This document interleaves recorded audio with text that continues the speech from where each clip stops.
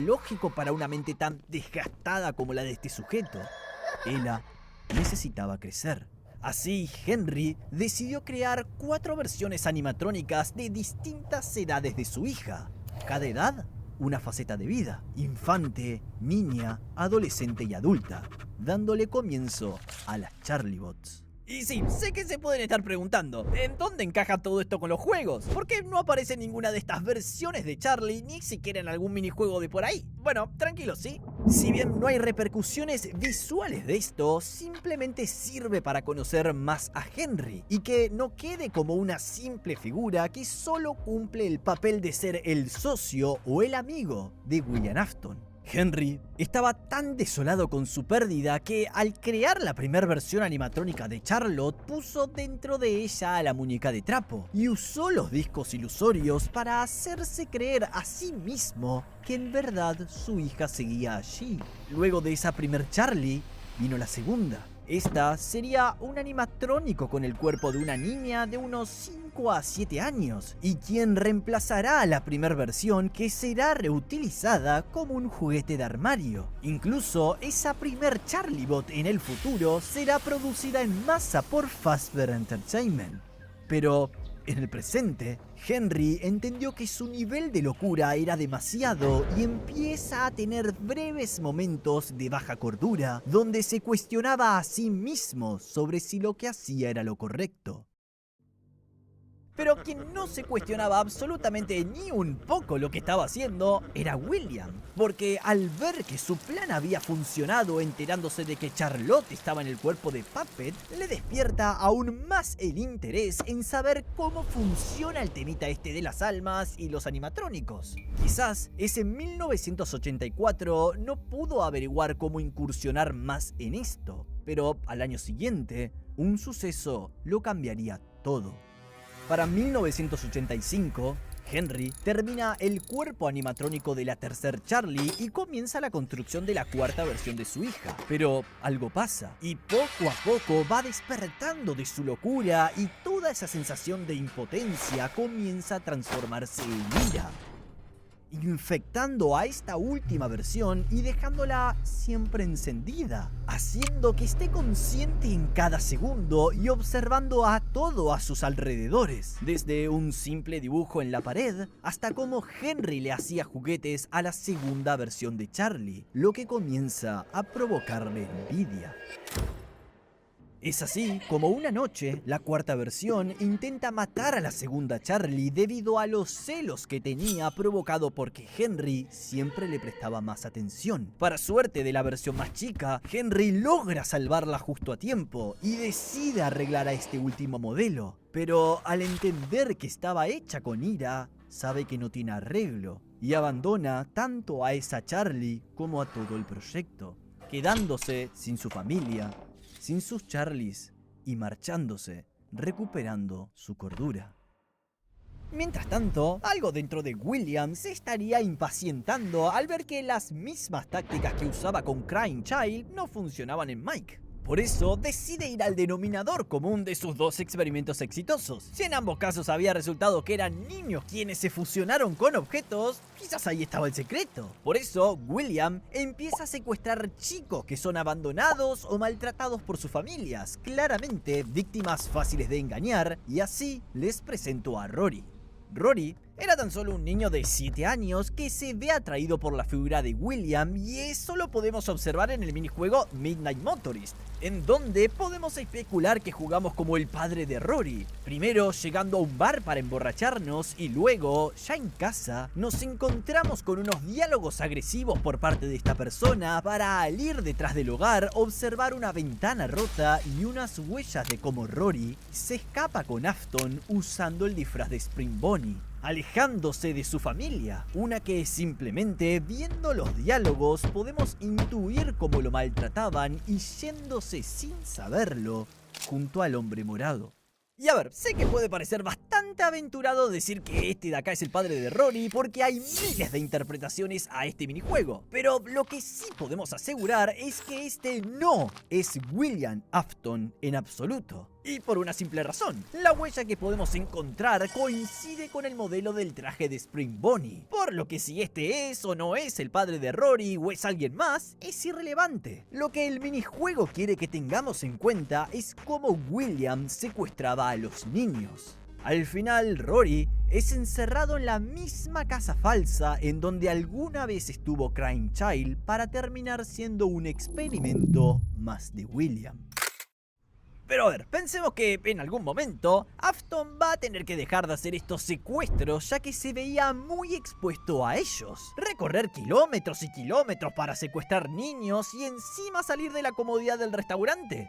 Eso no parece ser muy inteligente. Y así, aprovechando el éxito que tuvo Freddy Fazbear Pizza, decide crear Circus Baby Pizza World, un nuevo restaurante donde veríamos cómo William desarrollaría a los animatrónicos Funtime bajo Afton Robotics. Funtime Freddy, Valora, Foxy, Circus Baby, entre otros, quienes tienen solo un objetivo tal y como muestran sus planos: atrapar y seguir realizando experimentos en niños. Y recalco la palabra niños por dos razones. La primera es porque Afton quiere seguir experimentando con el miedo de ellos para ver si logra dar vida a un objeto y así acercarse a obtener la inmortalidad. Y la segunda es porque un niño es mucho más fácil de engañar que un adulto, e incluso hasta es más fácil de esconder dentro de un animatrónico. La cuestión es que el plan de William falla de manera abrupta cuando, debido a una supuesta fuga de gas que iba a darle tiempo para poder agarrar a algún niño entre la confusión, es Elizabeth, a pesar de su padre haberle insistido en que no se acerque a Circus Baby bajo ningún concepto, quien se acerca y el animatrónico logra engañarla con un helado para luego suceder lo que todos imaginan.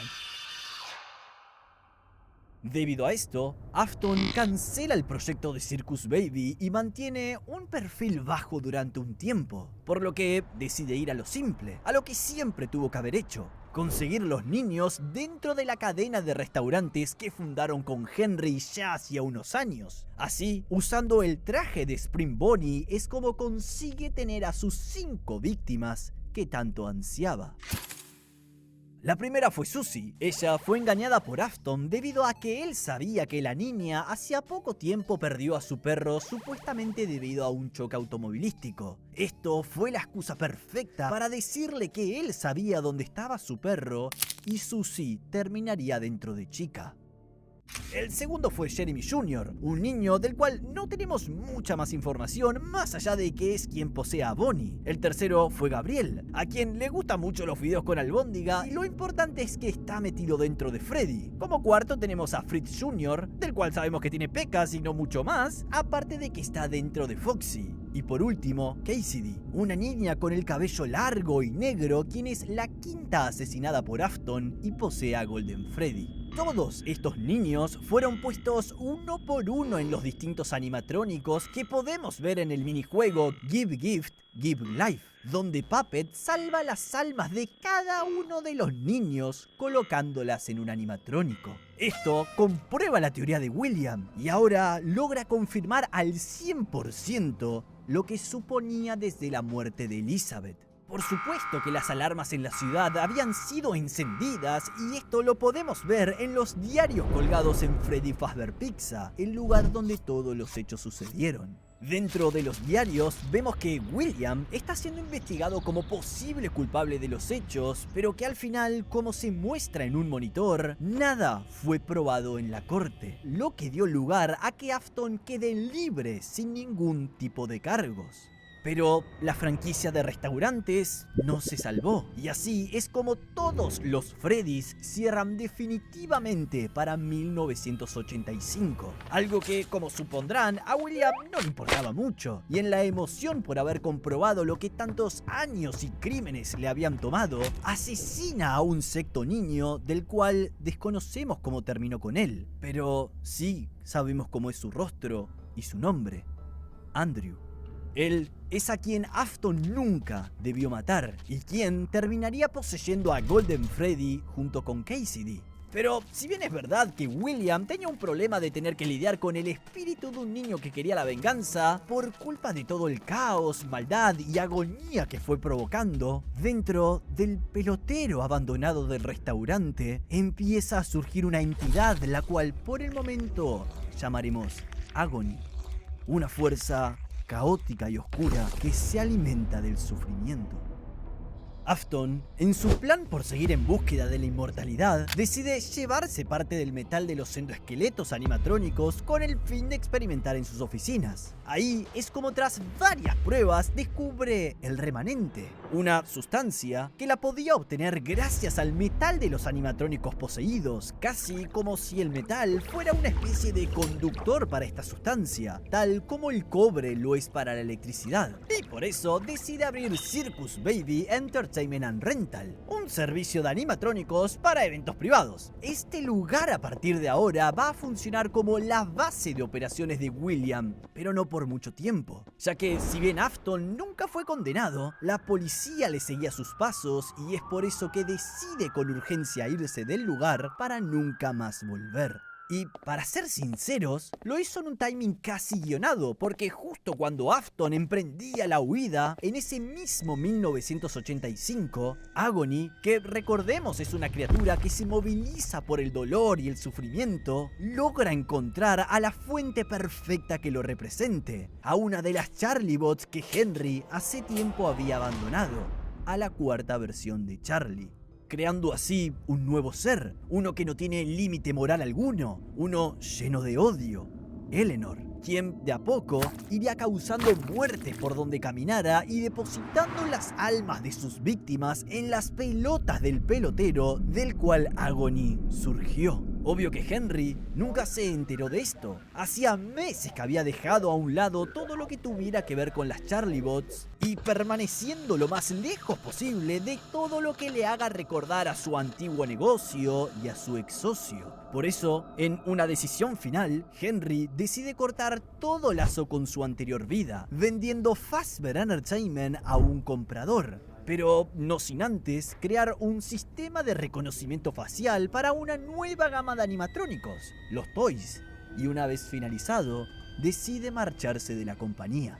Con nuevos dueños, Fazbear Entertainment decide relanzar el negocio abriendo una nueva pizzería con animatrónicos mucho más amistosos, más coloridos, simpáticos y sobre todo infantiles. Unos que no le hagan recordar a las personas que en los locales anteriores habían metido la cabeza de un niño en un animatrónico para luego mandarlo al hospital. Así, para 1987, el restaurante es abierto. Pero por supuesto las cosas nunca son fáciles, y William decide volver al escenario para entrar a trabajar como guardia de seguridad y seguir con su plan de asesinar niños, pero siendo buscado aún por la policía, decide trabajar bajo un nuevo nombre, Dave Miller.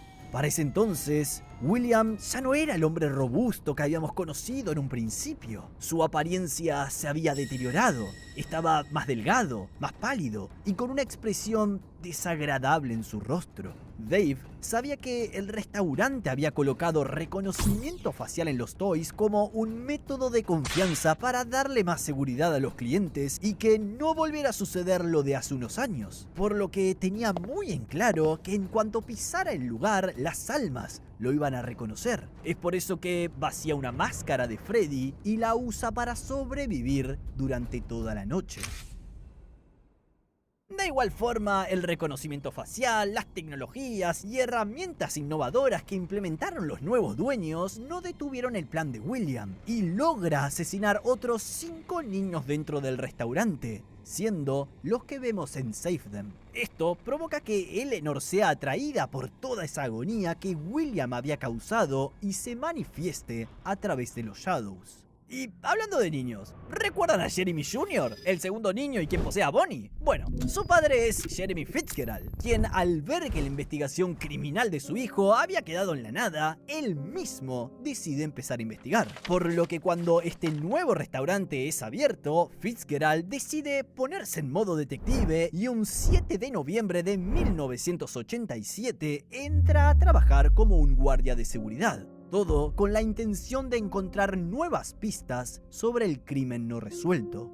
Y a decir verdad, este tipo nació para defenderse de los animatrónicos, porque logra sobrevivir a cada una de las 6 noches dentro del restaurante y es pasado al turno día. Y sí, lo sé. Si al final Fazbear había encontrado un empleado que era eficiente, no hacía desastres y lograba sobrevivir a los animatrónicos, ¿por qué lo cambian de turno? Bueno, eso es porque la empresa descubre que William Afton estaba haciéndose pasar por otra persona, causando los asesinatos que vimos en el minijuego Save Them y destruyendo a los animatrónicos Withered en un intento por conseguir más remanente. Un hecho que no sabemos debido a los diálogos que se mantienen entre Fungi, un empleado e instructor contratado por Fazbear Entertainment para darles consejos a los guardias de seguridad, y Jeremy en la 6ª noche.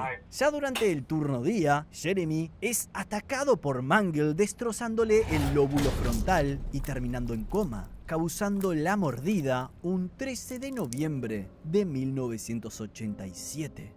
Pero olvídense de que el restaurante cierre por este incidente o algo por el estilo, porque esa misma noche, Fritz Smith, que como supondrán es el padre de Fritz Jr., otro de los niños que William asesinó y quien posee a Foxy, también se encontraba en la búsqueda de lo sucedido con su hijo. Esto debido a que suponemos que tanto Fritz como Jeremy estaban en contacto para encontrar más respuestas. Respuestas que Fritz logrará tener cuando Foxy, quien está poseído por su hijo, al ver a su padre reacciona de forma distinta que los demás animatrónicos, siendo mucho más activo durante la única noche que su padre trabaja en el restaurante. Un detalle que incluso en un principio se pensó que era un bug del juego, cuando en realidad era un hijo queriéndose comunicar con su padre.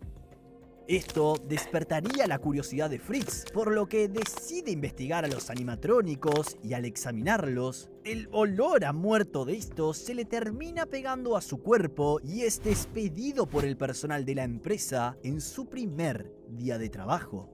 Al final, el escándalo de la mordida sale a la luz, el restaurante cierra y los toys son destruidos por completos, a excepción de Puppet. Así, para ahorrar costos, los dueños deciden reabrir el primer Freddy Fazbear Pizza. Lo importante es que para 1988, el viejo restaurante ya estaba nuevamente abierto, por lo que parecía que las cosas iban más o menos bien. Bueno, en realidad eso era por fuera, porque cuando nos adentramos un poco, los asesinatos seguían ocurriendo. Si bien no sabemos cuántos guardias contrataron durante ese periodo, sí sabemos que Eleanor iba depositando sus almas dentro de las pelotas que luego iban al pelotero para seguir alimentándose de toda esa agonía.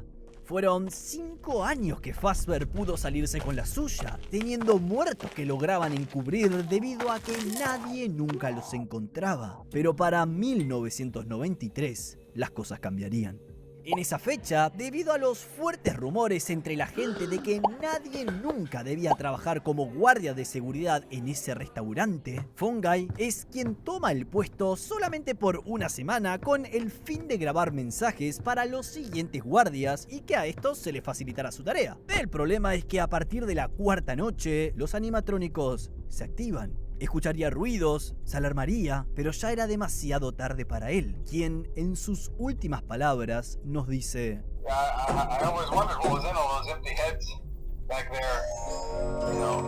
para luego terminar la comunicación.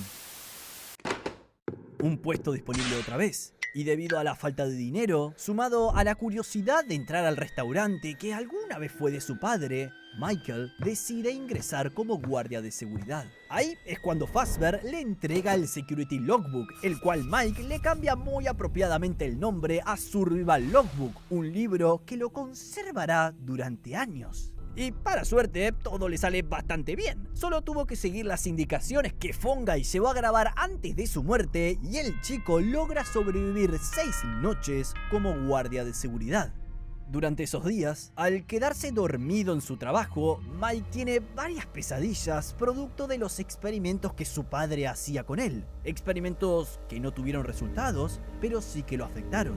Y así, durante la séptima noche de trabajo, debido a una motivación propia, investigaría a los animatrónicos, pero al igual que Fritz Smith, al manipularlos hace que su mal olor se les pegue, y es por eso que el equipo de Fazbear se entera que ha estado tocando a los robots, por lo que es despedido, siendo el último guardia de seguridad que aquel restaurante vería, ya que para ese 1993 ninguna otra empresa quiso comprar el local, y así es como Freddy Fazbear Pizza terminaría cerrando el mismo año. Ah, ¿y recuerdan a Rory? Bueno, vayamos a 1995 a ver qué pasó con este chico. Hasta donde sabíamos, hace 10 años atrás, cuando sucede supuestamente el minijuego Midnight Motorist, Rory es secuestrado por Afton y encerrado en la casa falsa para experimentar con él. El problema es que ocurrió un error inesperado, dando lugar a que Rory saliera de la simulación e intentara escapar recorriendo todo el subterráneo. Ahí es cuando descubre que todos estos años ha sido engañado, pero aún así, luego de escuchar una grabación que Afton había dejado en caso de que suceda algún error, logra convencer al chico de reactivar el gas alucinógeno para reiniciar el bucle una vez más. En ese mismo año, William se pone en contacto con Michael para que le haga el favor de que baje a lo que fue Circus Baby Entertainment and Rentals y busque a su hermana. O bueno, en realidad esa fue la excusa que usó William, ya que en realidad lo que quería era que su hijo vaya en búsqueda del remanente que tantos años le había costado y que por culpa de que no tenía más acceso a ese lugar desde que Henry había vendido todo